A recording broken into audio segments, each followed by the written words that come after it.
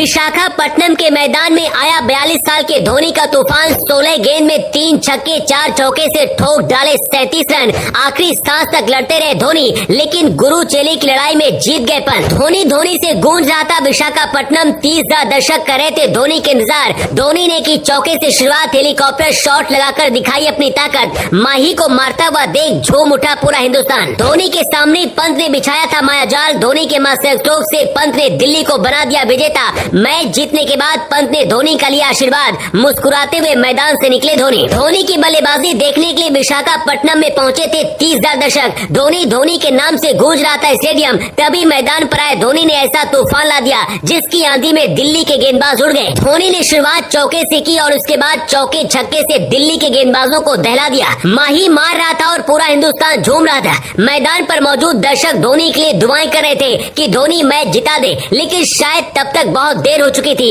मगर धोनी आखिरी सांस तक लड़ते रहे। धोनी के सामने ऋषभ पंत ने कैसा मायाजाल बिछाया था और क्यों चेन्नई सुपर किंग्स इस मुकाबले में हार गई और गुरु चेले की लड़ाई में ऋषभ पंत कैसे जीत गए, इसकी कहानी आपको बताते हैं। दिल्ली ने टॉस जीतकर पहले बल्लेबाजी करने का निर्णय लिया था और शुरुआत भी जबरदस्त रही। दिल्ली की तरफ से डेविड वार्नर और पृथ्वी शॉ ने कमाल की पारी खेलते हुए शानदार शुरुआत की। लंबे वक्त के बाद पृथ्वी शॉ मैदान पर उतरे थे, लेकिन जिस तरह की बल्लेबाजी वो कर रहे थे ऐसा लग ही नहीं रहा था कि पृथ्वी शॉ लंबे वक्त से क्रिकेट नहीं खेल रहे थे। उन्होंने ताबड़तोड़ बल्लेबाजी करते हुए 27 गेंद में शानदार 43 रनों की पारी खेली। अपनी पारी में उन्होंने 2 छक्के भी लगाए, लेकिन उसके बाद जो असली कमाल किया वो ऋषभ पंत ने किया। चोट से उबरकर मैदान में वापसी करने वाले ऋषभ पंत ने चेन्नई के गेंदबाजों की जमकर खबर ली और ताबड़तोड़ बल्लेबाजी करते हुए मैच 32 गेंद में 51 रन की धुआंधार पारी खेली और अपनी टीम को मजबूती दी। एक वक्त ऐसा लग रहा था कि शायद दिल्ली का स्कोर 160-170 रन तक रह जाएगा, लेकिन पंत के जबरदस्त बल्लेबाजी की बदौलत दिल्ली ने चेन्नई के सामने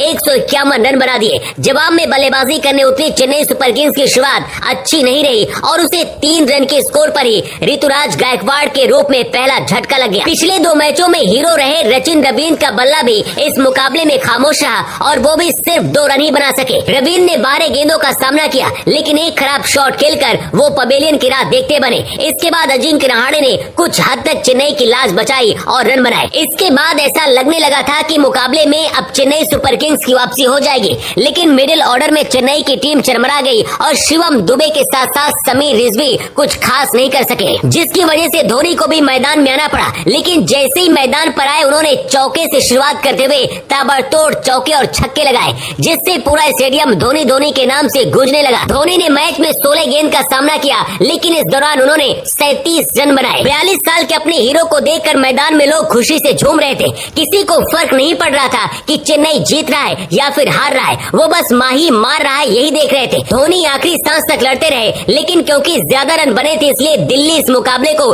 20 रन से जीत गया। मगर दिल्ली की जीत से ज्यादा चर्चा धोनी की बल्लेबाजी की हो रही है। दोस्तों, आपको क्या लगता है, अगर धोनी 2-4 ओवर पहले आए होते तो क्या चेन्नई मैच जीत जाता? अपनी राय कमेंट करके बताएं।